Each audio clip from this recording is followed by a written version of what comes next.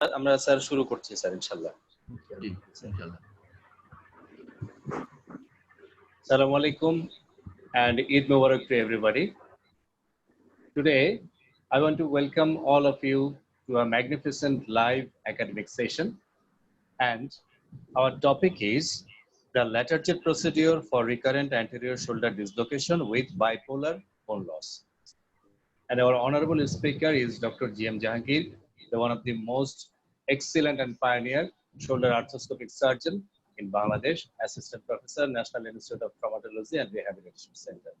We also have two expert panels. One of them is Dr. Hassan Masood, professor and head of department of Sir Solimullah Medical College, and the other one is Dr. Parvez Hassan, associate professor, Ibn Sina Medical College and Hospital. I want to welcome all of you to our session.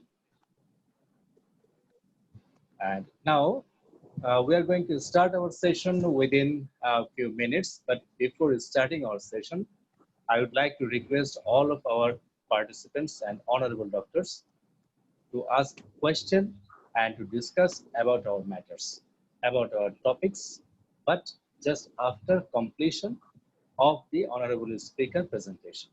But during presentation, please keep your microphone mute. During presentation, please keep your microphone mute so that the presentation will be smooth and you can hear all the presentation. And we want more questions, more discussions about the topic. And it will be a great session. We all hope so. So that now I would like to request our honorable speaker, Dr. G.M. Jahangir sir, to share his screen with us and to start his presentation. And I would like to take the permission of the expert panel. And we are going to know that the one of our expert panel is trying to join, but he cannot join yet. Only Professor Hassan Masood sir is with us. Sir, can we start our session? Professor Hassan Masood sir? Yes, you please start the session. Yeah. Thank you, sir, for your kind permission. Now, I would like to request Dr. G.M. Jahangir sir.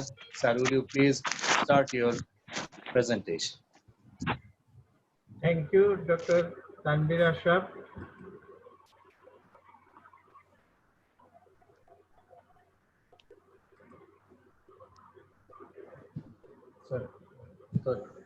Sorry, can you hear me? Yes, I do not. please share the screen. Yes, sorry. I have something wrong.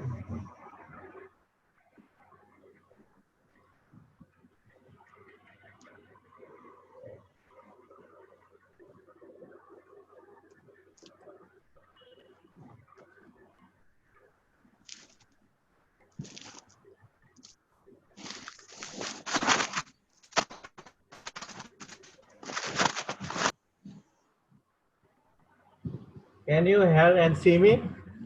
Yes, sir. Yes, We yes. can. Yes, sir. We can Assalamu hear you alaikum. and we can see you.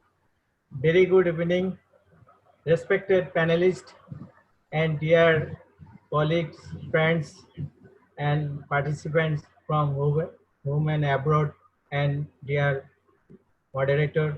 Very good evening. I am Jahangir Hussain. I hope you are well in this pandemic situation and stay safe.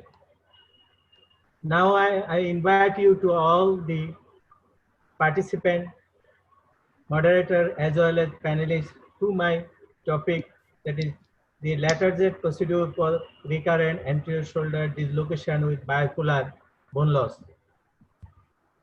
There are numerous operations Dr. Jahangir, established. please, hello. Please Hello? Give it the full screen. No, This is yes, the presentation. I'll just give you. Okay.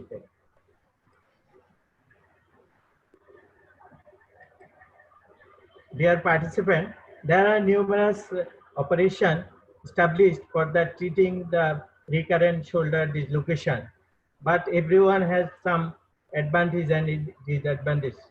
For the last 25 to 30 years, there is a strong established operation procedure, which is most of the surgeon of the orthopedic surgeon of the world are doing it that is the lateral Z procedure.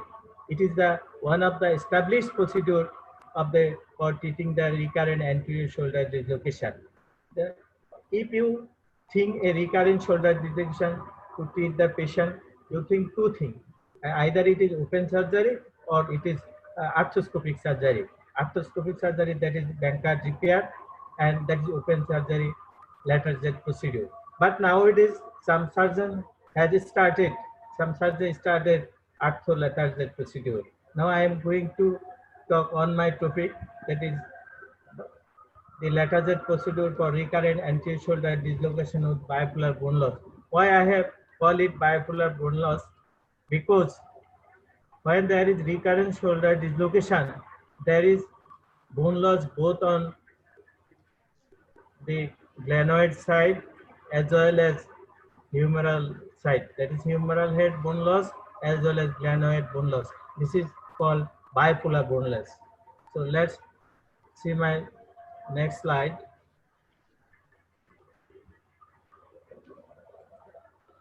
There are, I have already seen there are numerous operations for the treating the procedure, but the lateral Z procedure established by the lateral Z surgeon, one of the orthopedic surgeon. First, he described the procedure in 1954.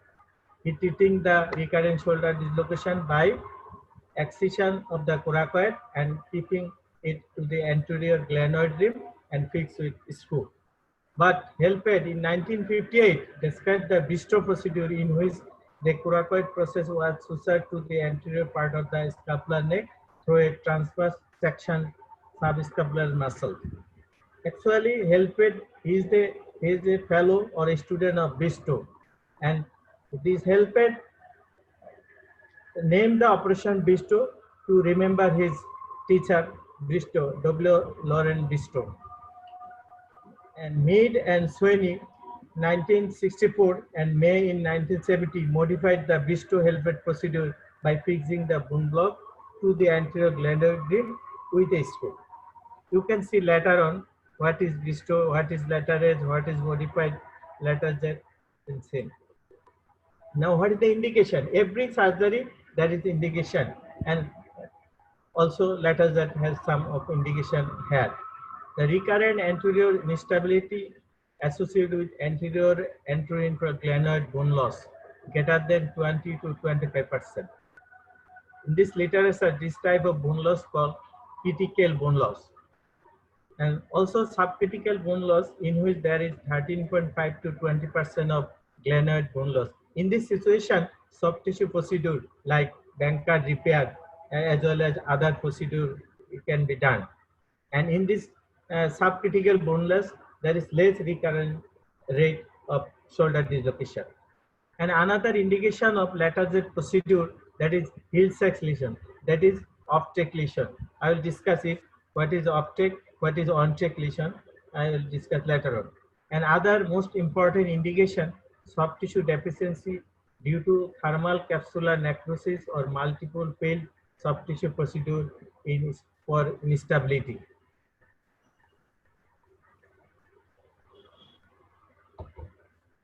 Glenoid bone loss, I have already mentioned, that is bipolar humeral head bone loss as well as glenoid bone loss. And glenoid bone loss can be measured by several ways, like X-ray. You can see the easily by West Point view or apical oblique view, the loss of glenoid bone loss, CT scan, and most important three-dimensional CT scan, MRI, as well as arthroscopically we can see the bone loss of the glenoid bone loss from the anterior aspect. If we think that is arthroscopic, that is pear-shaped glenoid, and bare area, that is midpoint of normal glenoid midpoint, that is normally this posterior and anterior portion from the bare area is equal, but where there is bone loss anterior part, there is a reduce or reduction of the anterior part than the posterior part. So in this way we can detect the percentage of the bone loss, that is BC, this one BC minus AB, that is mu 1 after the loss of bone fragment, this one AB divided by 2 BC into 100. It is the way of the paraoperative or arthroscopic way, one of the way to detect the percentage of the glenoid bone loss. Another also can be done by the three-dimensional CT scan, that is normal or contralateral side circle of the healthy shoulder, normal press fit, and another in case of defective glenoid, that is bone loss glenoid. The same procedure you can detect the how percentage of the glenoid bone loss there occur. So, by in this arthroscopy as well as CT MRI, we can classify the glenoid bone loss, that is type 1, that is 0 to 12.5%. You can see this portion is fragmented glenoid.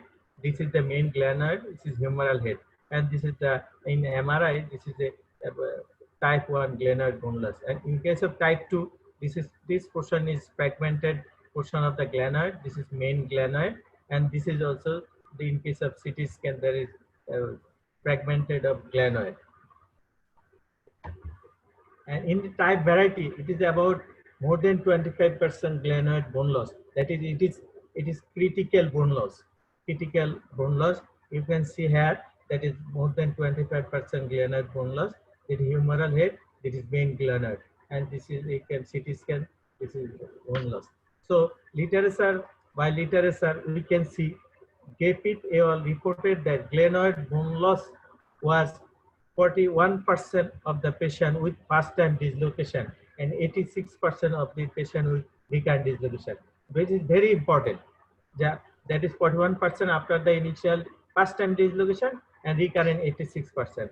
And Sugaya et al., that is very renowned orthopedic surgeon of Japan, he described that he shows in his study that is 90% of glenoid bone loss in case of recurrent shoulder from glenoid from recurrent shoulder dislocation. And yes, we come next to on the humeral head bone loss, that is Hill-Sachs lesion. One study first time dislocation arthroscopy by seeing, that is 47% bone loss by seeing by arthroscopy, first time dislocation. This one you can see there is chondral lesion, that is subchondral bone exposed. First time, that is 47%. It is occur first time dislocation. And this is also MRI study. It is seen by 48% bone loss by MRI study in case of first time dislocation. This is the Hill-Sachs lesion. And humeral, another study, that is 73% Hill-Sachs lesion diagnosed by X-ray in recurrent dislocation before the repair. And another study shows 76% Hill-Sachs lesion diagnosed by arthroscopy in recurrent dislocation, failed repair. But it is soft tissue repair but failed. Then so arthroscopy done, it reveals study 76% bone loss in case of humeral head. But recent study reported Hill-Sachs lesion is present 65 to 67% after the initial dislocation, and it is about 84 to 93% after the recurrent shoulder dislocation.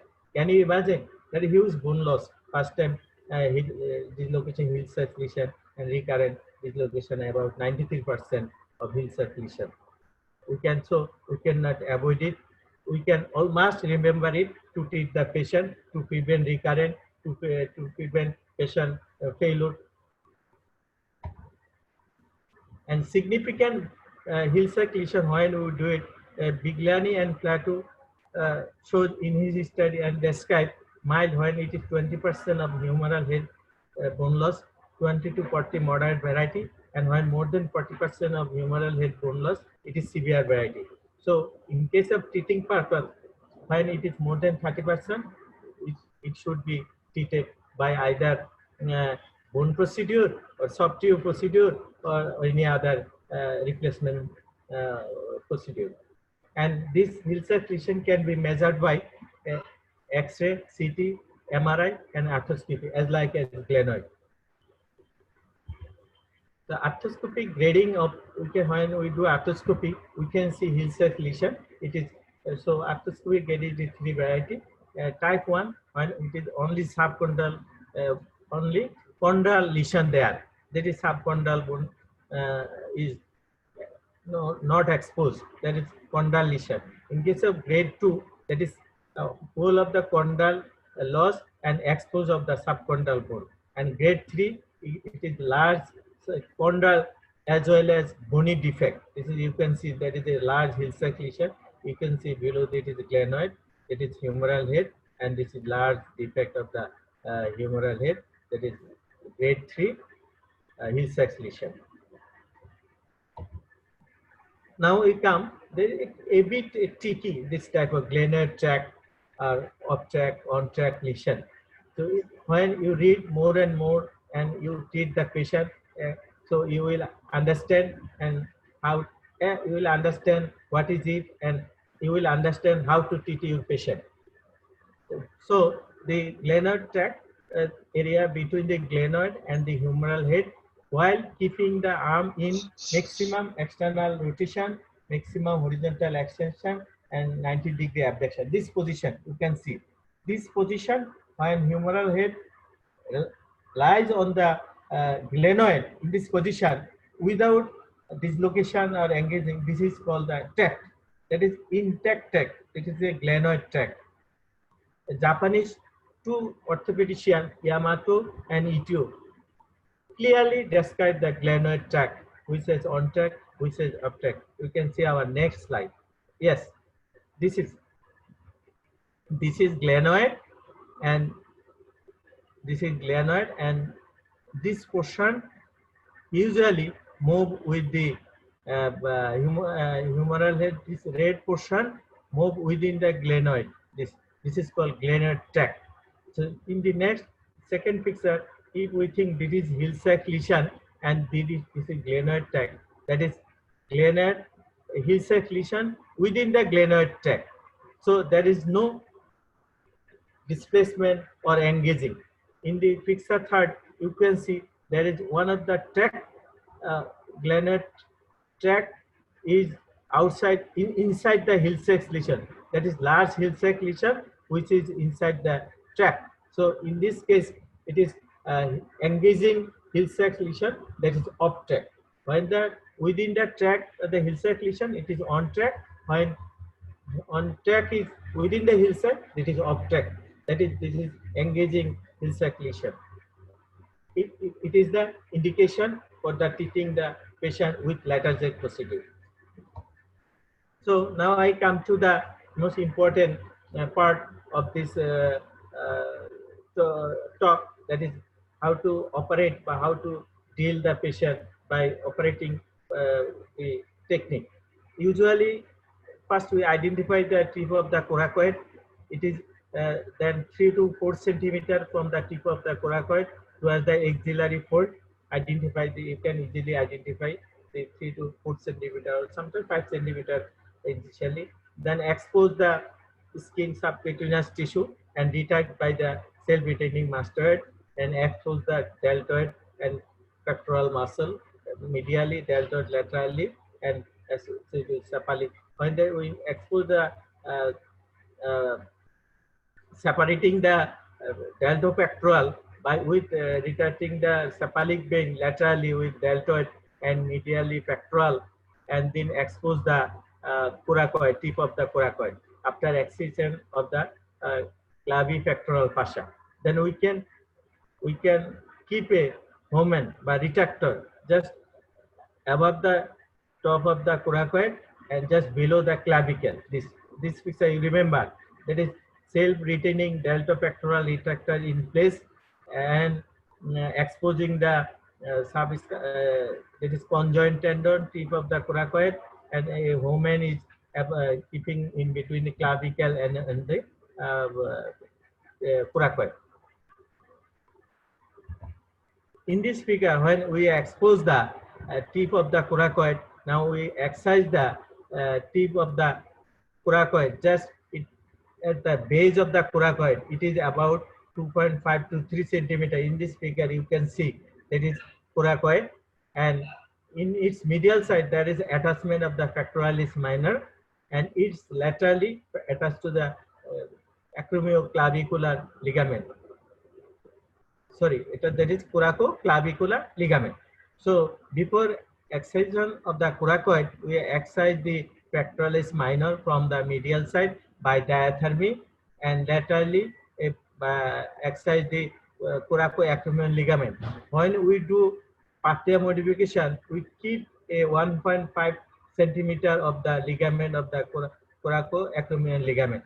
I go there later, and always excite the coracoid with the 90 degrees sagittal saw from the medial to lateral or curve osteotube, never from lateral to medial, always medial to lateral.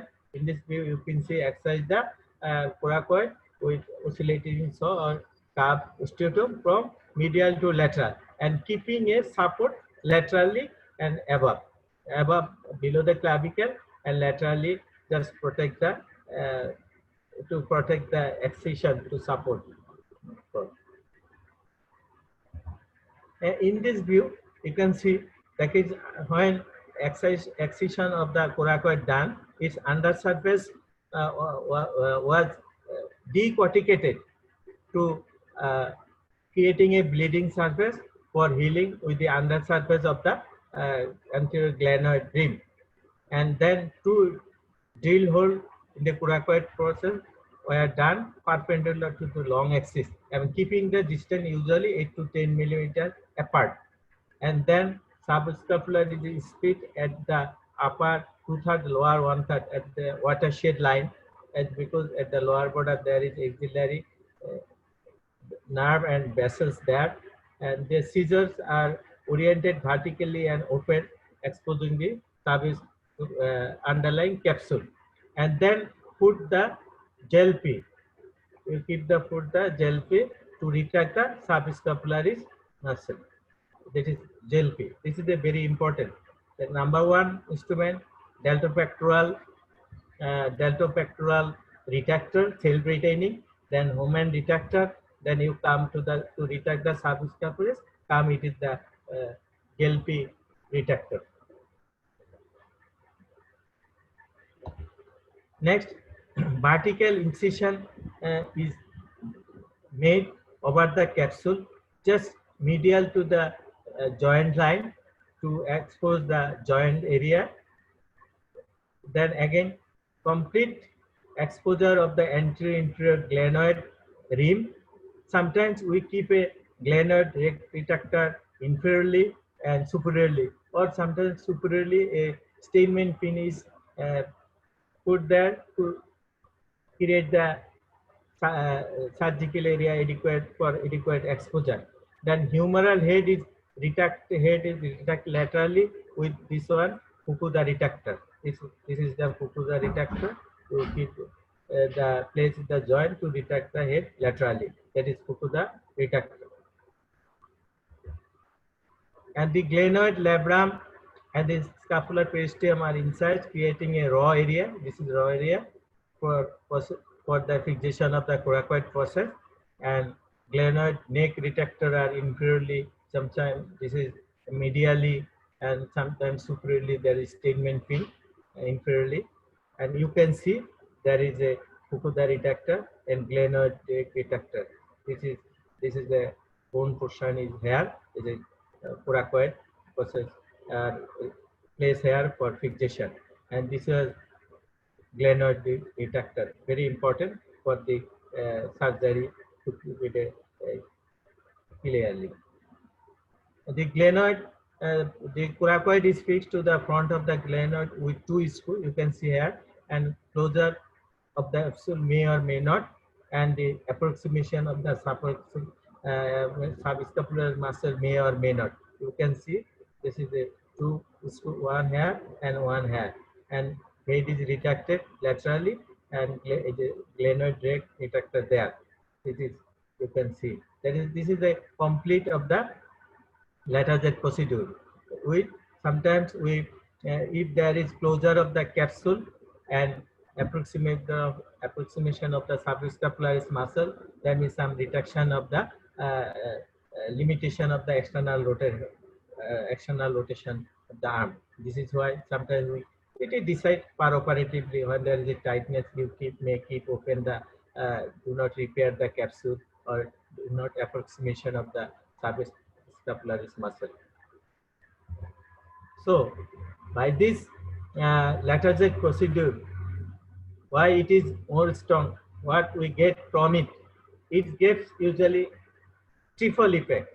Normally when do in this figure, we can see when we do abduction, external rotation and extension, in this position, the inferior part of the head is exposed, only depend upon the capsule and labrum. If there is an inferior glenohumeral ligament, if ligament, capsule, labrum are tear, then dislocation occur. So in case of lateral Z procedure, by lengthening of the articular arc by bone grafting, you can see here, this is bone grafting, this is coracoid bone graft. In case the articular surface of humeral head cannot dislocate here, and tensioning of the lower subscapularis by the conjoint tendon in its lower position. The sling effect, the sealing effect of the conjoint tendon. This is sealing effect. Sealing effect and tensioning of the lower subscapularis by the tendon in the new position, draped over the lower subscapular hammock. This case is hammock effect. This is sealing and this is hammock effect here. All these three effects by the lateral Z procedure. This is why it is more stable and more recognized and more popular operative procedure for recurrent shoulder dislocation. So every surgery, there is some advantage, disadvantage or risk. And this is also happen in lateral Z procedure. Literature shows the bone block may be 53% through lateral and 5% through medial. 36% malposition bone block above the equator. Always we try to keep the coracoid process at or below the equator. 82% had bony union and 14% had fibrous union of the coracoid. And in another study, he showed that 3% was non-union of the coracoid with the glenoid. And the mean loss of external rotator was 7.4 degree in adduction and 8 degree in abduction. As I have already mentioned, there is some rotation, external rotation in a lateral Z. May or may not. So we come to what is Bisto. Bisto usually just excision of the coracoid process and splitting of the subscapularis upper 2/3 lower 1/3 and fixing the tip of the coracoid with one screw. That is, this type of Bisto is modified Bisto by the Loewen, May and Mead. These are modified. That this is the not original Bisto. Original Bisto, that is Helpet, he is only put the coracoid to the anterior glenoid nest and suture with the soft tissue with suturing. This was the original Bisto. The normal standard lateral Z we have already shown in our slide. That is normal when we go for lateral Z, where there is Hils's lesion in case of humeral head. This is axial section, you can see, and there is glenoid bone loss. This one. So we exercise the coracoid at the base, keeping the ligament, coracoclavicular ligament intact, and excising the pectoralis minor from medial side and coracoacromial ligament from the lateral side, and keeping the conjoint tendon at the tip intact. Then under the surface we denudate and remove the peristeum to potentiate healing with the glenoid. And after the operation, you can see this is so. This is the humeral head with this glenoid tract, but here it is with beyond the glenoid tract, and it is within the glenoid tract. So there is no chance of dislocation here. And lateral Z pathia modification. At the beginning of the operation, just keeping the 1 to 1.5 cm of coracoacromial ligament, and this was repaired with the capsule to give more stability of the joint, and with or without approximation of the subscapularis. This is called pathway modification. In his study, he showed that is good to excellent result in his modification, pathway modification. And now the latest modification of the Latarjet, that is congruent arc, the Burkhardt and Debord modification of the Latarjet reconstruction. You can see here that is glenoid bone loss, and this is the undersurface, just excision of the coracoid at the base, usually 2.5 to 3 centimeter, and excision of the pectoralis minor from medial margin, and keeping the 1.5 centimeter of the coracoacromial ligament. Here, he fixed the coracoid from the medial surface screw, keeping its undersurface with crossbend to the glenoid surface arc to maintain the arc. You can see that is undersurface of the coracoid, correspond to the articular surface of the glenoid. That is arc maintained. But this, then he fixed another anchor, that is two type anchor. When he keeps the fragment outside the joint, he keeps anchor here and repair with the ligament and the capsule of the joint. When he keep the fragment inside the joint, he put the anchor here and keeping the repair the coracoid ligament and capsule. So then in this situation, it may be a fragment may be interarticular or may be extraarticular. And risk, there is less area chance of during fixation, there is chance of fracturing of the coracoid process because there is less diameter for fixation of the screw side. In this case, you can see there is two screw, and here is the upper screw and lower screw. In this X-ray AP view, you can see the coracoid fragment here and two screw. And in this axillary view, you can see that is the posterior and anterior, and screw are always a bit posteriorly. That is creates an angle, that is articular surface and the screw. This is the alpha angle. I will discuss it later on. What is alpha angle? Why it is important for alpha angle? So alpha angle and contact angle. Alpha angle, that is between the shaft of the screw. Alpha angle, you can see that is CT scan, the axial view, the angle between the screw and the articular surface of the glenoid. This is usually 12 to 15 degree. It is alpha angle. If you direction of the screw this way, it will enter into the joint because glenoid retroversion, 7 to 15 degree retroversion. In this way, we keeping the maintaining the alpha angle. And another very important disaster, and if you direction the screw from here to here, not here, this will keep because there is supraescapular group, supraescapular nose, transmit the supraescapular nerve vessels, as well as spinoglenoid nose to transmit the branch of the to the infraspinatus muscle. So you can injury it. This is why you always maintain the for fixation screw direction to create about 12 to 15 degree alpha angle direction. And this is another angle, contact angle. That is contact. There is contact angle, which is the posterior surface of the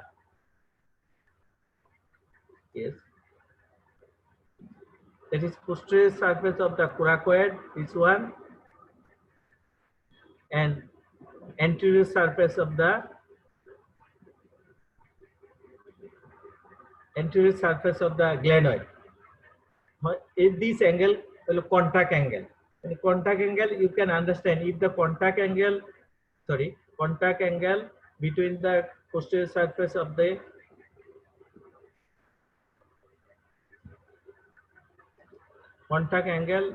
posterior surface of the coracoid and the anterior surface of the neck of the glenoid. Contact is considered complete if the angle is less than or equal 4 degree. This angle equal or less than 4 degree, and incomplete when more than 4 degree. That means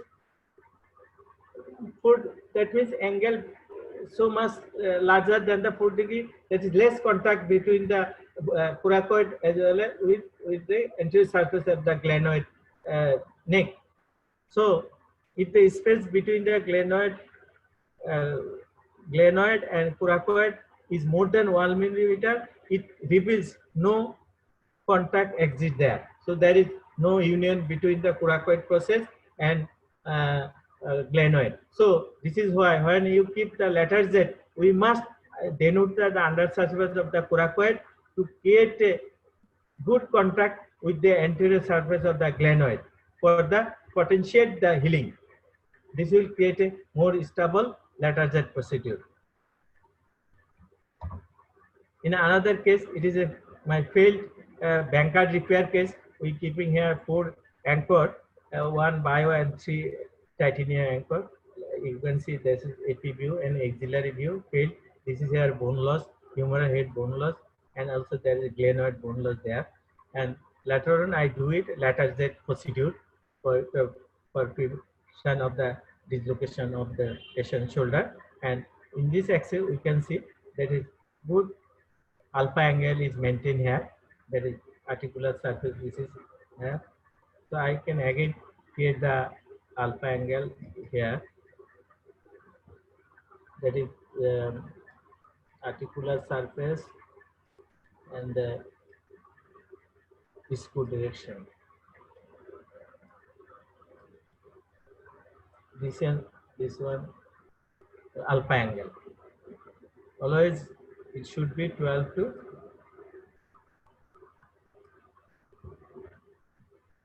15 degree. Next case, you can see also there is another case of fixation of the lateral Z procedure, and also here is a good alpha angle maintained.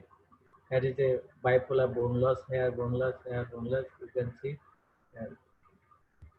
And another case, you can see there is a good position of the gap coracoid and fixation, and another good position and fixation. So in conclusion, we can mention that the coracoid should be fixed below the equator, neither too medial nor too lateral. The bone block should be flushed to increase the articular surface of the glenoid, reduced by crossing lesion. Restoration of glenohumeral joint stability by the lateral Z. Achievement full range of motion with or without some limitation in external rotation, and regaining of the strength of rotator cuff and scapular muscle. And the lateral Z is very important to facilitate the return to functional activities or sports to the player or activity patient. And thank you for your attention.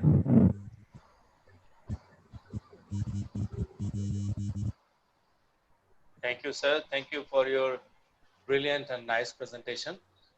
That was a magnificent presentation, and we got to know many things about the lateral Z procedure and many new things about the shoulder and about the operation procedure and about the angles of the glenoid.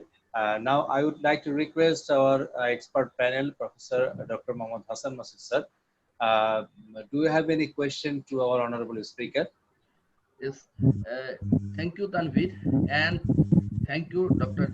G.M. Jahangir Sen, for your crystal clear presentation on lateral Z procedure. So, thank you, sir. Yes, and you see, just lateral Z procedure is a great surgery for the time, and it is very popular in Europe and now also in North America. So regarding the history, you have already mentioned, and lateral Z, it is known in Europe as lateral Z procedure. It is just originated from Michel Latarjet, a French orthopedic surgeon, and so it is lateral Z procedure. So, Dr. G.M. Jahangir, I would like to ask you, there are about 100 surgeries for the recurrent anterior instability of the shoulder. Yes. And previously we are taught about putty plate operation. about Magnuson start operation, about the Bristow operation. But what is the superiority of the latter jet procedure? Because many of the residents and also the many of the young orthopedic surgeons would like to know why it is superior to others. Like in where there is a small bone loss in glenoid, then we do Bankart procedure. But whether there is large bone loss, it is not sufficient to do the Bankart procedure. In that case, world is in favor of this Latarjet procedure. So what is your opinion regarding the other operations like Putty plug, Magnuson start, or even the Bristow procedure? So all these Magnuson, Bristow, as well as Putty plug, all are non-anatomic procedure operation. Exactly. Non-anatomic procedure. Hmm.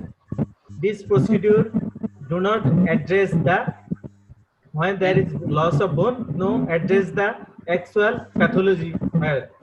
Exactly. So, Exactly. when there is glenoid bone loss with Yes. associated with labral or capsular injury, so by Latarjet we can replace the bone loss by coracoid transfer as well as repairing of the capsule with coracoclavicular ligament or repair of the capsule with anchoring. This is why this operation is superior than other, because other operation like putty plug, soft tissue procedure, all this causes more restriction of the external rotation and all do not control but constrain the humeral for a longer time. Only this is a soft tissue procedure, just tightening anteriorly, but they do not address the exact pathology. Sorry. Yes, Dr. G.M. Jahangir, thank you for the explanation, and this will benefit our younger surgeons. And now I would like to ask you about the investigations of bone loss. Though you mentioned CT scan is the best investigation to detect the bone loss. But what is your comment regarding MRI? Yes, actually, X-ray, CT scan, 3D CT scan, MRI, and peroperative arthroscopy, all you can measure the bone loss. But Yes. when there is recurrent dislocation or failed soft tissue procedure like Bankart repair, either open or arthroscopic Bankart repair, in this situation, that is CT scan, I think very important for detection both humeral side as well as glenoid side bone loss. Yes, thank you. And Dr. G.M. Jahangir is the pioneer of shoulder surgery, shoulder arthroscopy in Bangladesh. Though we are doing, but Dr. G.M. Jahangir is the pioneer and he is doing Thank many you, sir. cases. So Thank you. the next question to you, how we can detect the recurrent instability? Please tell some physical examinations for the younger surgeons. A very good question, sir, and it is very much useful to our residents as well as our young orthopedic surgeon, and also for me. I can learn from you and from the participant. First, that is typical. I know that about all of you know that about 60 to 70% dislocation, first time dislocation due to the trauma, and next remaining portion due to the congenital abnormality like soft tissue deficiency, bony abnormality, other. So when dislocation first time we treat as usual as a emergency, then we keep the immobilized for 2 to 3 weeks. But recurrent shoulder dislocation for examination purpose, first we patient take a history, relevant history. What are the cause of first time dislocation? What are how many times of the dislocation? What are the time of last dislocation? And in this situation, now you are reduce patient itself, reduce the dislocation, or he come to emergency room. This is a very important history. Then usual examine the for the ligamentous, generalized ligamentous of the joint, elbow, knee, thumb. It is a Byton criteria can examine to exclude the ligamentum laxity, as well as she can see bilateral sulcus sign, see the patient for the chronic recurrent dislocation, and see patient see apprehension test, as well as other test, apprehension test, that abduction, external rotation test, sulcus test, as well as load and shift test, anterior posterior Doyer test. And these are the for sufficient for evaluation of the chronic dislocation, recurrent dislocation of the shoulder.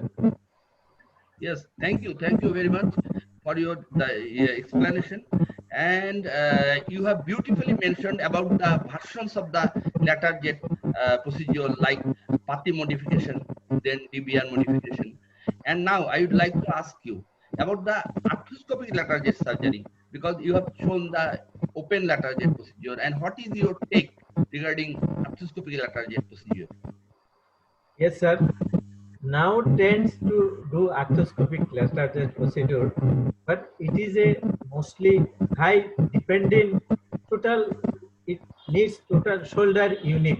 I mean, not only the surgeon shoulders expert in shoulder arthroscopy, but Exactly. his assistant, 2 or 3 assistant must be shoulder surgeon to do the lateral arthro lateral jet procedure, and it is a time being, and it requires some special instrument, special OT table, special OT, and special instrument, special fixation device, as well as anchoring. So all not should be done. It needs a quite improved setup, shoulder setup for to do a arthrolateral jet procedure. Procedure, I yes. think in our future we will do it with the help of you and others. Okay, thank you, Dr. G.M. Jahangir. And what is about the position of the patient during this open lateral jet? Yes, sir. It's a very important question. Thank you for this question. It is a very good position in like V-chair position. The very good for the lethargic, open lethargic procedure. V-chair position, but 60-degree V-chair position. Or it may be done in supine position. Supine position, just keeping a sandbag or bolster behind the scapula. Supine position. Yes. And now I would ask a question which we were asked in the examination, where you split the subscapularis muscle, and what is the position of the screw? Yes. Usually we split the subscapularis muscle at the upper 2/3 and lower 1/3. Exactly. And also some surgeons split the tendon, but I myself do not split the tendon. I just split the muscle at upper 2/3 and lower 1/3.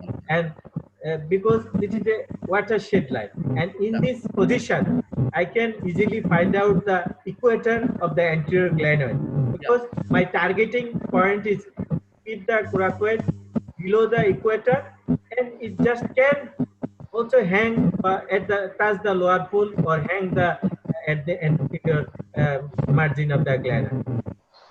Okay, thank you very much.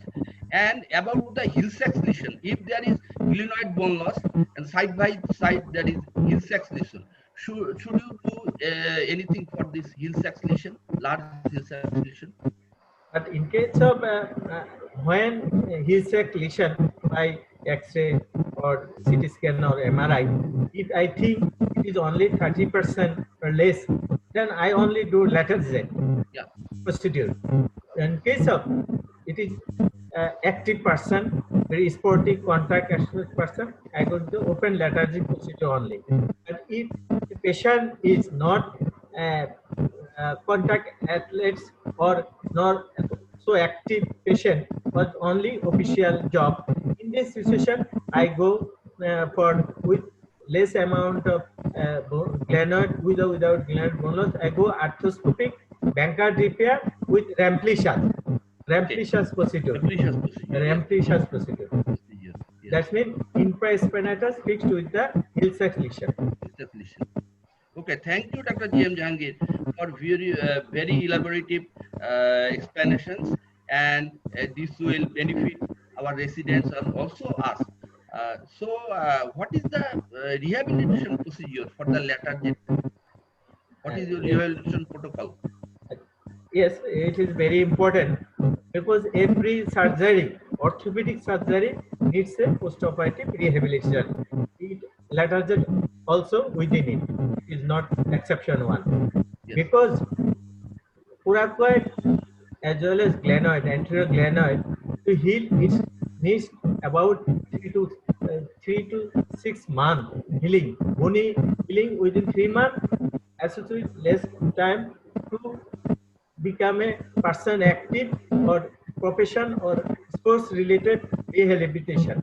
So in this session I go initial 3 to 4 weeks, just immobilize the shoulder, just external uh, 30 to 40 degree abduction and 20-degree external rotation, but recent time, no internal rotation, external rotation, because there is tendency to limit the external rotation. This is why I keep the patient external rotation. 3 to 4 weeks only immobilize the patient, but he can extend his elbow, mobilize his elbow as a wrist, and after 4 weeks I remove the immobilizer, shoulder immobilizer, then allow his to forward elevation 90 degree and sideway elevation abduction 90 degree up to 6 weeks. Then remaining 6 to 8 weeks, I give allow full range of motion. Within 8 weeks must be full range of motion. After 8 to 10 weeks, I give strengthening of the scapular muscle and scapular muscle stabilizing as well as strengthening exercise. After the 8 to 10 weeks, then we go to the rotator cuff muscle strengthening exercise. So if a person he can go to after normal activity like after 3 months.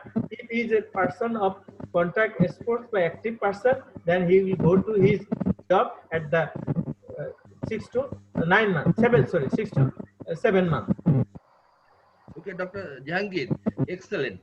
And my last question to you, can you just explain, though you explained beautifully the three mechanism of lateral jet procedure, but for the beginners, they can be capable. If you can just explain it once. The Sorry, sir. three mechanism of lateral jet procedure, that sling Yes. mechanism and others. Yes. Can explain. Yes. Yeah. Yes, I again. When we abduct, external rotate, and extend the arm, Yes. that is superior part of the humeral head, just restrained by the inferior capsule, inferior glenohumeral ligament. Yeah. So, if there is tear of the Yeah. labrum or inferior glenohumeral capsule, there is dislocation of the shoulder occur. So when we put the coracoid process in this way and at the conjoint and at the tip, so when I abduct external rotate the arm, it is conjoint tendon push my go cover the head of the humerus. So it acts as a sling, and lower part of the subscapular muscle is tensioning taut by the conjoint tendon. It acts as a stud, that is hammock.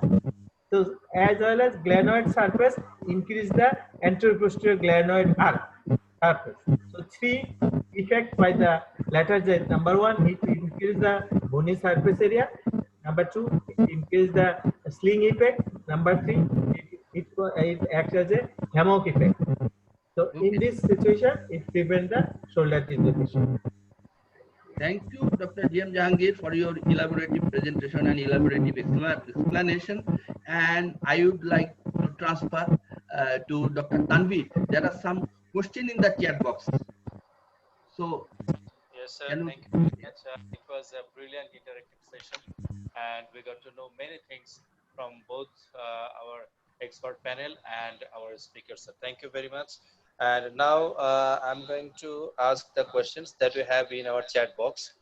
The first question is from Dr. Lieutenant Colonel Abdul Qadir.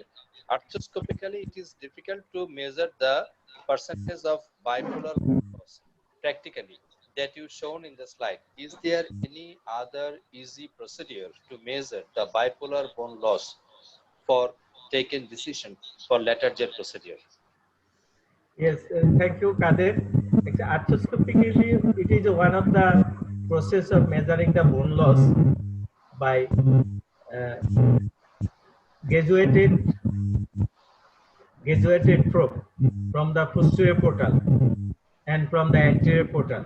It is one of the way to measure the most of the arthroscopy surgeon paper measure the bone loss by procedure. But when you think that a both side glenoid bone loss, you go for lateral procedure, but CT scan easy can do.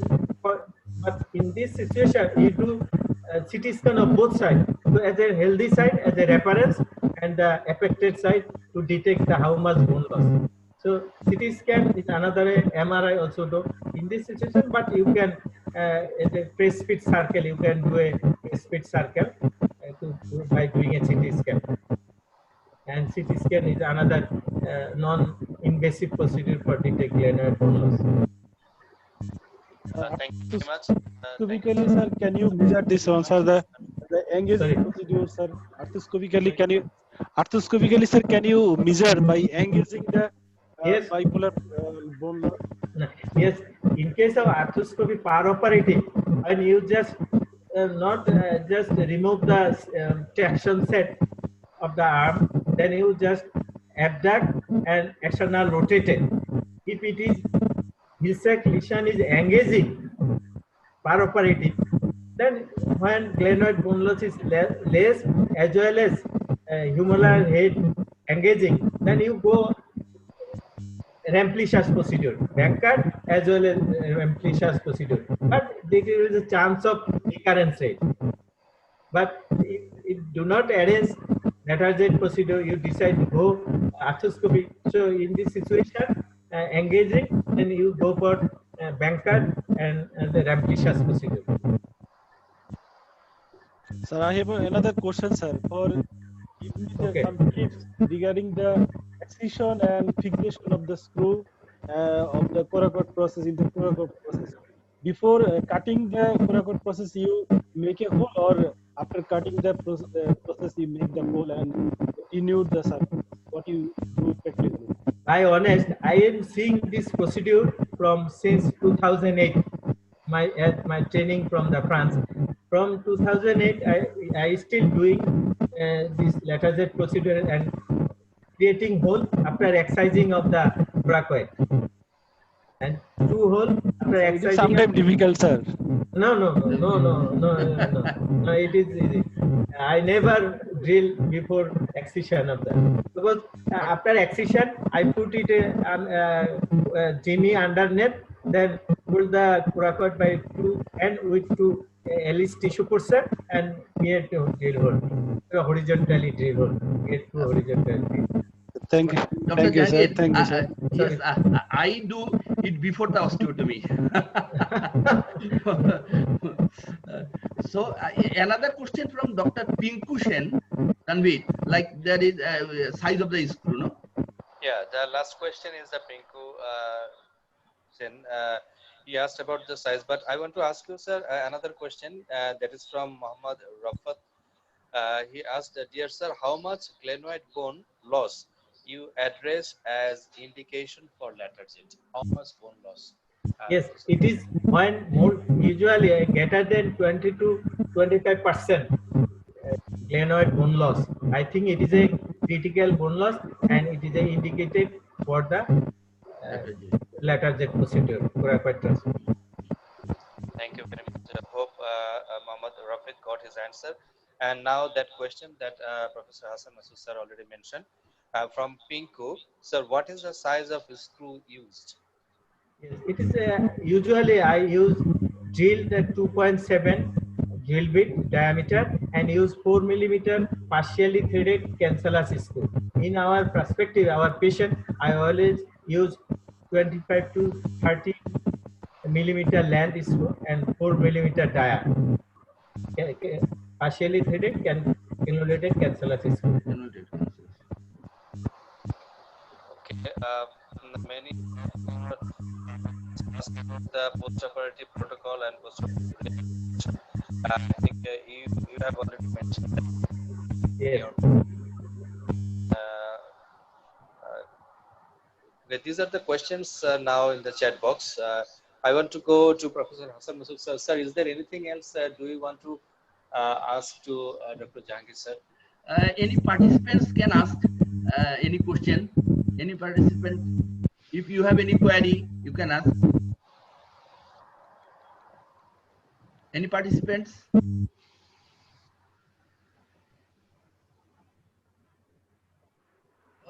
I think there is no question. So, Dr. G.M. Jahangir, do you think the coracoacromial ligament take any part in lateral jet procedure, like the lateral jet modification by DBR, coracoacromial ligament? Yes. Pattaya and Dibor and Barkat, they keep a 1 or 1.5 cm of coracoacromial ligament stump. Okay. They repair this stump of coracoacromial ligament with the capsule, the joint capsule.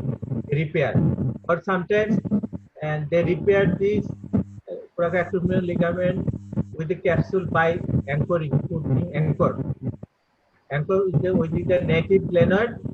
Sometimes they also mention, and also sometimes the coracoid.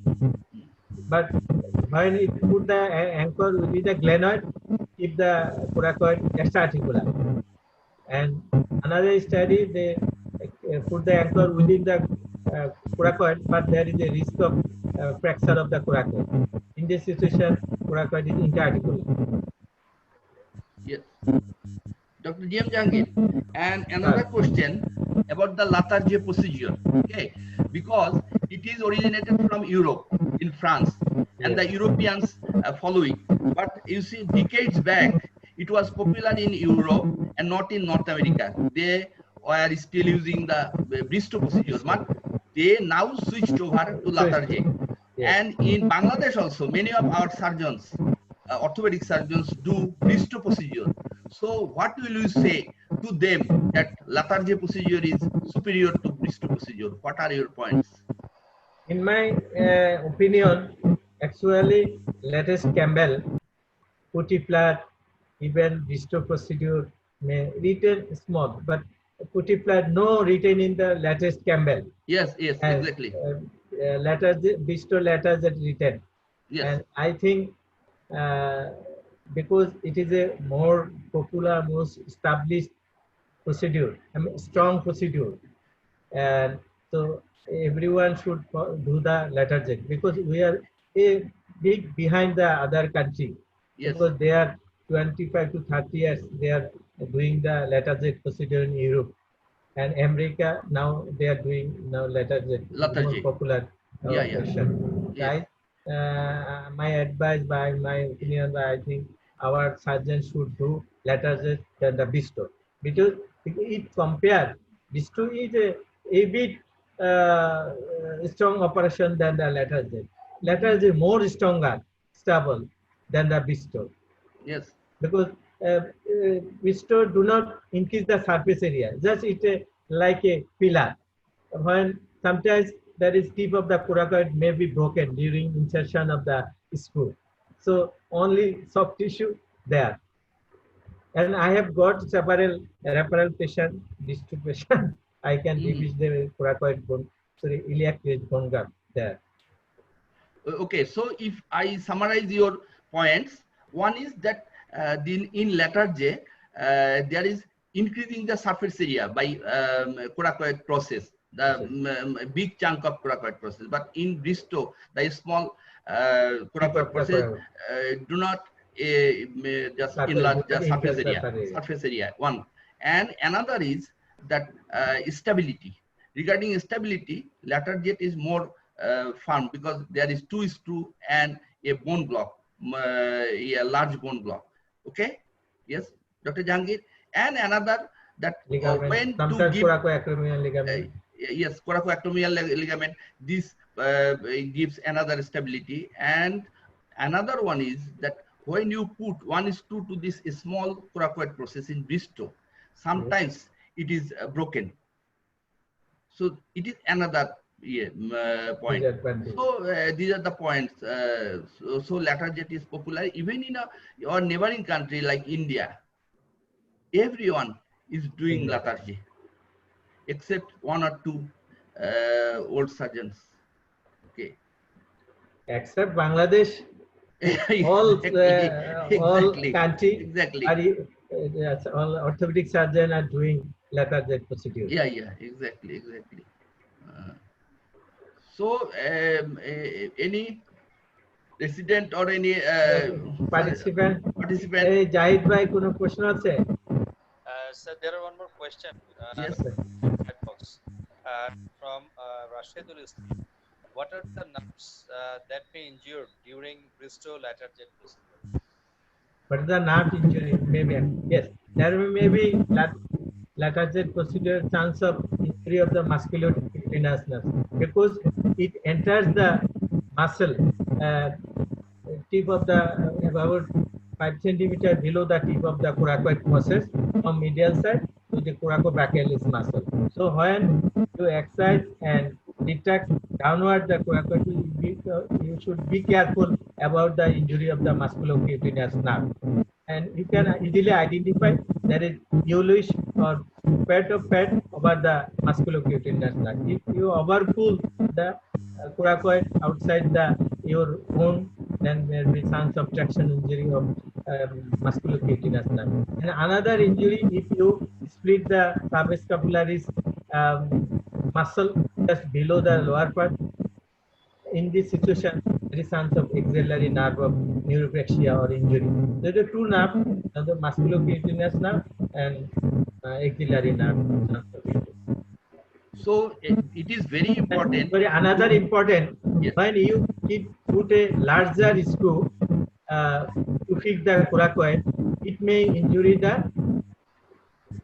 nerve to supraspinatus and infraspinatus, supraescapular nerve. When you put a larger screw, either from anterior to posterior surface, then you injure the supraescapular nerve and the supraescapular group, because 2-3 millimeter behind the supraescapular notch, just 2 to 3 millimeter behind the posterior glenoid rim. That is, in this situation, the supraescapular notch. So you can injure the supraescapular nerve by the putting it. Yes, it is a good take. And another thing, before the surgery, everyone should see the axillary nerve, examine the axillary nerve, and also the power of the muscles around shoulder. It is very important. Okay, Dr. Tanvir. Thank you, sir, for adding a new things. I think one of our foreign friend sent a question from his iPhone that you are usually use CT as guide to know size of coracoid before lateral jet. Thank you, thank you for this question, and very important. But I do not usually do CT to see the coracoid process before operation. In our perspective, usually in our patient, the length of the coracoid is usually 2.5 to 3 centimeter. But when the patient is short, stout, maybe coracoid, in this is a coracoid maybe shorter one. So in this situation, I do not put 2 screw. When this coracoid is too short, then I put a 1 screw. But I do not do before CT to see the coracoid. But it is as when do the CT to assess the glenoid bone loss, it can easily see the coracoid. In this situation, you can mention the to radiologists to assess the size of the coracoid. Can I add? Yes. Yes, Dr. J.M. Jahangir, you told truly, but actually the investigation of choice is CT scan and 3D CT also, but in our country, in our context, it is not possible everywhere. So for the poor patients, we can adopt your means. But actually the CT scan and nowadays also the MRI, because there is a software, if the technologist is sufficient enough, he or she can remake the surface area of the CT scan in MRI, and then we can see the bone loss. So CT scan is the investigation of choice, but we cannot do each time because of the patient's poverty, But and also we can not do all the times, no? the patient question was that if you do CT to see the length of the coracoid, The length of the coracoid and yes, also the bone loss, because bone loss, yes, it gives exact measurement of the bone loss, whether bone it loss. is 25%, 20%, And or it is also there is a assessment by by doing the X. axillary and epidural to see the breadth and length of the coracoid can be assessed by a Yes, measurement yes, by yes. seeing the X-ray. In that case, you have to just modify your technician, because technician always don't know. So you have to manipulate your technician. Yes. Thank you.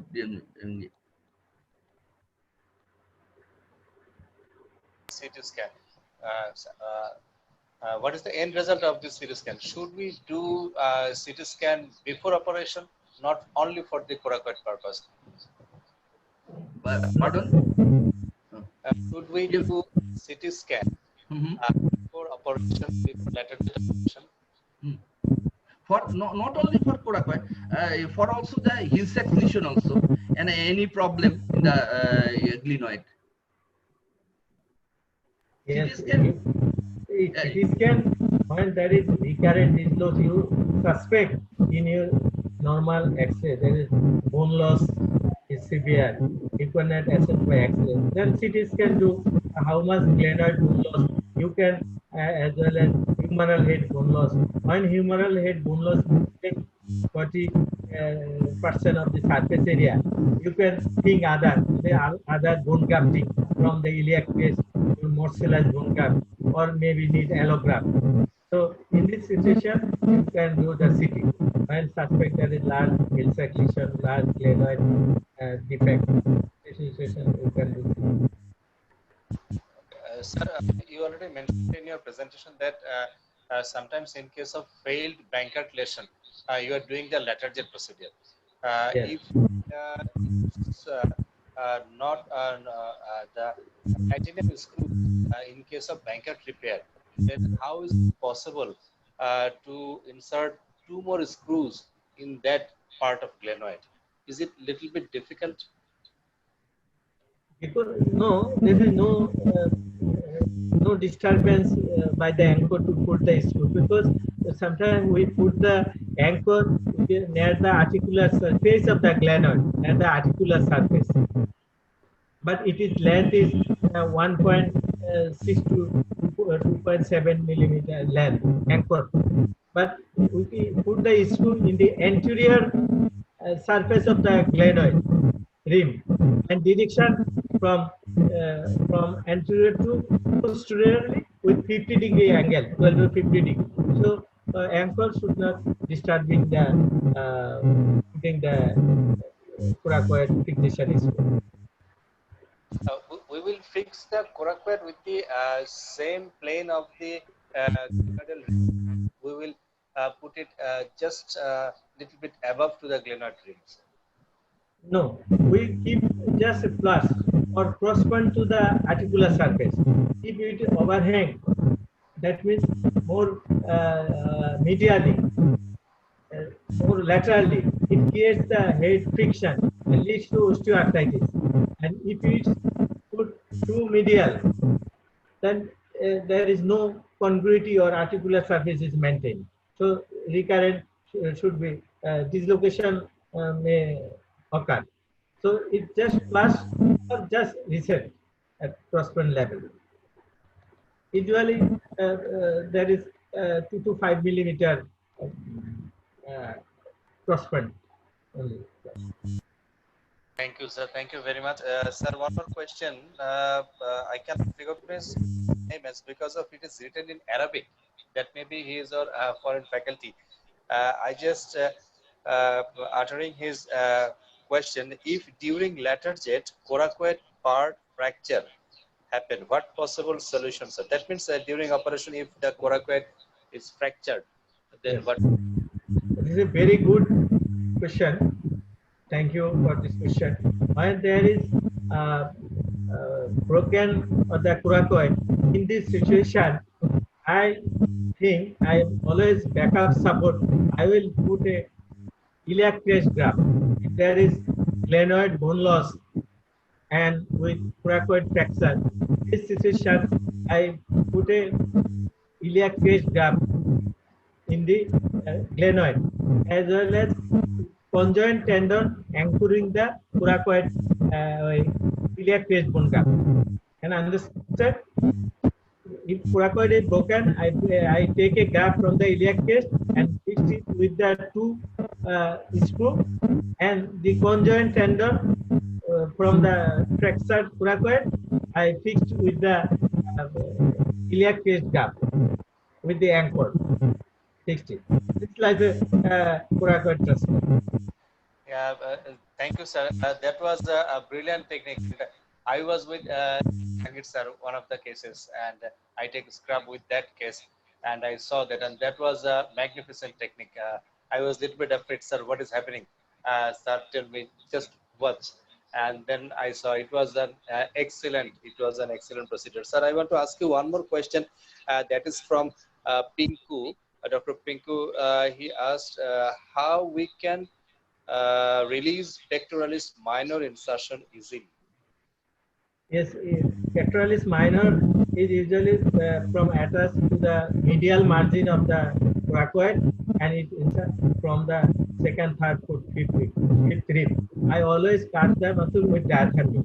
I always cut the muscle with diathermy, both pectoralis minor and from the lateral side coracoaccumbens ligament. Always diathermy cut it.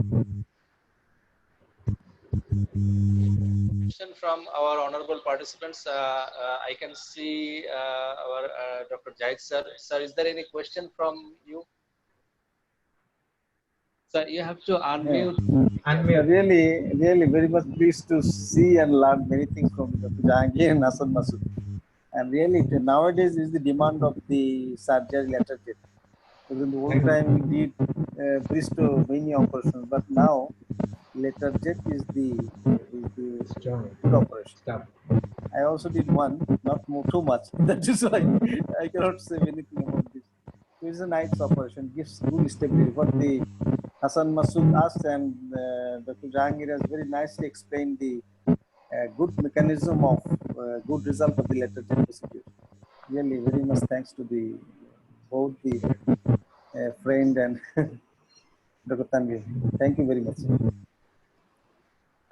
Thank you, sir. Thank Jahangir you. ভাই আমি একটু miss করছি যদি একটু আবার বলতেন যে fracture হলে কি করবেন আমার একটু মিস হয়ে গেছে কোরাকট প্রসেস যদি ফ্র্যাকচার হয় এটা মিস করে হ্যাঁ বলেন জাহিদ ভাই। কোরাকয়েড যদি মিস হয়, যেটা আমি প্র্যাকটিক্যালি করেছি, আমি করি হলো সেক্ষেত্রে ইলিয়াক ক্রেস্ট থেকে বোন গ্রাফট নেই ওই সাইজের একটা 2.5 সেন্টিমিটার লেন্থ এবং কোরাকয়েডের ডায়ামিটারে ওইটাকে 2 স্ক্রু দিয়ে গ্লেনয়েডে ফিক্স করি। তারপরে কি করে যে কনজয়েন্ট টেন্ডনটা সেখানে যদি অ্যাঙ্কর থাকে, এটা আমি এখন বাংলায় বলছি এই সুবিধার জন্য, মানে লাক্সই প্রযুক্তির জন্য, যদি আপনার অ্যাঙ্কর থাকে সাব ব্যাকআপ তাহলে তো করতে পারলেনই, আর যদি অ্যাঙ্কর না থাকে তাহলে ওইটাকে আপনি ড্রিল করে কোরাকয়েডের মধ্যেই প্যাচিয়া বেঁধে দিতে হয়, একটু ঘুরে ড্রিল করে বেঁধে ওর সাথে প্যাচিয়া বিক্রিল দিয়ে সেলাই করে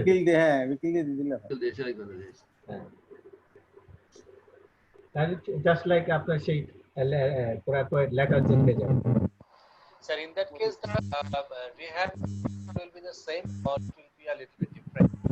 না, আমার মেইন টার্গেটিং পয়েন্ট হলো ইউনিয়ন হওয়া, বোনটা গ্লেনয়েডের সাথে ইউনিয়ন হলে কেন 3% নন ইউনিয়ন হয়ে যায়, 5% ইউনিয়ন যেভাবে দেখো আমরা ইউনিয়ন অ্যাচিভমেন্ট হলে বহু স্টাডি আছে যে তারা সিটি স্ক্যান করে দেখছে ইউনিয়ন হচ্ছে কিনা, যারা স্টাডিগুলো দেখাইছে লিটারেচারে ওরা তো সিটি স্ক্যান করছে, এমআরআই করছে,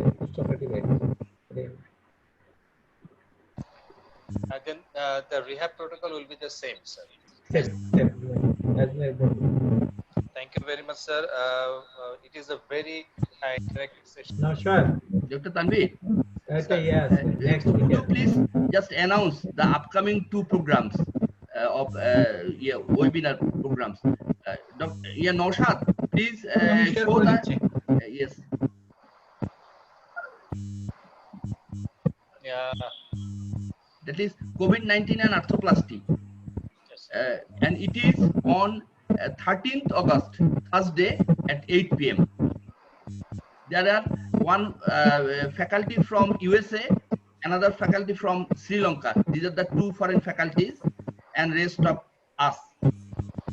So it is on 13th August, 8 p.m. Repetition হচ্ছে হাসান মাসুদ ভাই হ্যাঁ ও ইয়ে এটা এবিসি এবিসি ওরা আপনি বলে দেন। করতেছে না না না এবিসি অফ জয়েন্ট রিপ্লেসমেন্ট করতেছে ইয়ারা হ্যাঁ হ্যাঁ হ্যাঁ আর আপনারটা আর্থোপ্লাস্টি নিয়ে না covid and arthroplasty G G covid এর আর্থোপ্লাস্টি এখানে হ্যাঁ ইউএস এর ফ্যাকাল্টি শ্রীলঙ্কার ফ্যাকাল্টি আছে আছে আচ্ছা অসুবিধা নেই ওই টাইম করে এটা তো নেক্সট না না না এটা তো জাহিদ ভাই এটা কিন্তু বৃহস্পতিবার শনিবার না তো অসুবিধা না হবে না তা ঠিক আছে হ্যাঁ অসুবিধা নেই আলোচনা হলে তো অনেক জিনিস শেখা হয় আসলে আমি সেটাই অনেক জিনিসই আসলে মানে আমরা সবাই শিখি সেটাই হলো কথা তাই না সবাই ভালো শিখি সবার কাছ থেকে এই জন্য another Dr. Tanvir another program it is on August 8 from 5 p.m. to 7 p.m. It is Indo-Bangladesh webinar arranged by DP Synthase. এটা টাইম কবে এটা হলো 5টা থেকে 7টা 5 p.m. to 7 p.m.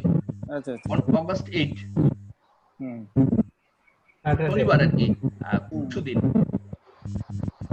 এগুলো দিয়ে দেন নাকি এই লিংকগুলি লিংক জি জি লিংক দিয়ে দেব সুবিধা জি thank you I Tanvir. think, yes, sir. Thank you, sir.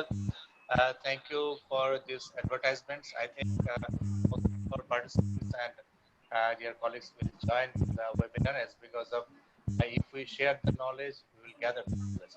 And without gathering the knowledge, we can. So we have to share knowledge and we have to gather the knowledge. Another thing, YouTube channel. Education on hip, knee, and shoulder. Education on hip and shoulder. You can find the videos that was recorded previously in this YouTube channel. And you can find today's video also on this channel. That is called Education on Hip, Knee, and Shoulder. So I think this will be a great hub for education, and this will be a great hub for latest information. So go there, subscribe yourself so that you can get the latest information for the updated knowledge. Sir, this is the education on hip, knee, and shoulder. Mr. Naushad already taken these things and tried to show the output of this channel. I think it will be a great achievement for us also. And I think if we subscribe this channel, it will be beneficial for us. So you can get the latest webinar information, as well as if you miss any of our webinar session, then you can get the webinar channel. Upset, try to be connected with us. This education on So thank you for your written presentation. There are great here in our chat box. Lastly, from Dr. Topu, very nice and knowledgeable. Thanks, Honorable sir. And many of them give you. Rashidul Islam, thank you, sir, for your nice presentation. And lots of giving thanks for the brilliant presentation. Sir, if there is no question there from the part, I think we are going to end this session with the permission of our expert panel.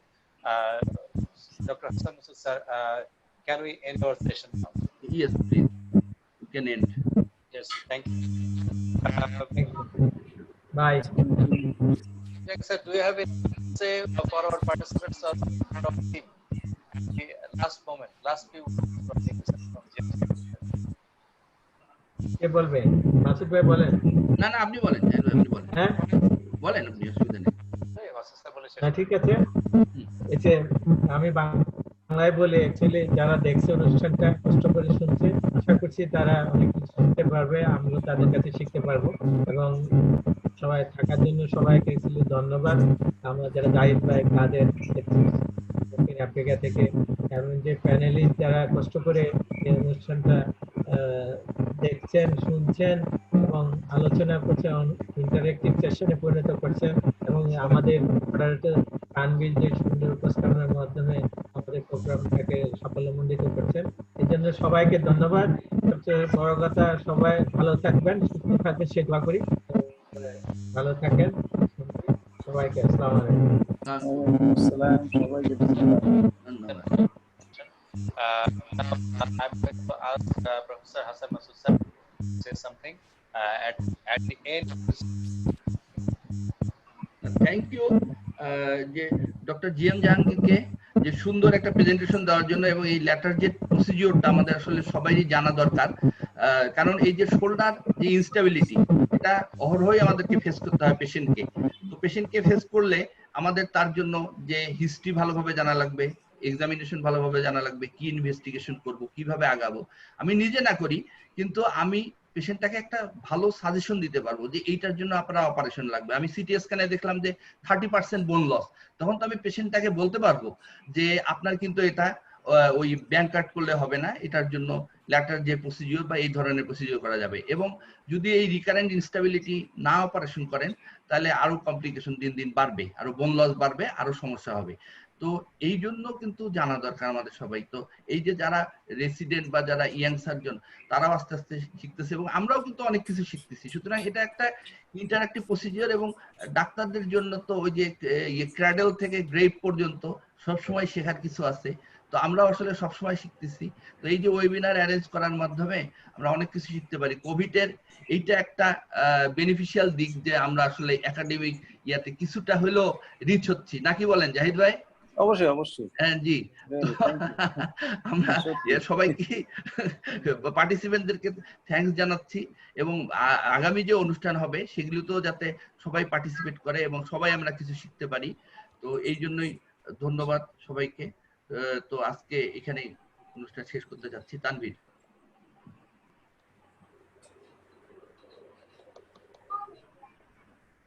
Tanvir unmute করো Tanvir. Tanvir,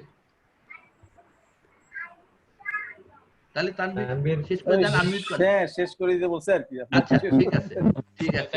thank you, thank you, bye. Dear doctors, I hope we'll see you soon in next webinar, and thank you Dr. James Jahangir sir for giving me scope to moderate this session. Thank you very much and good evening to you. Thank you. Thank you all. Thank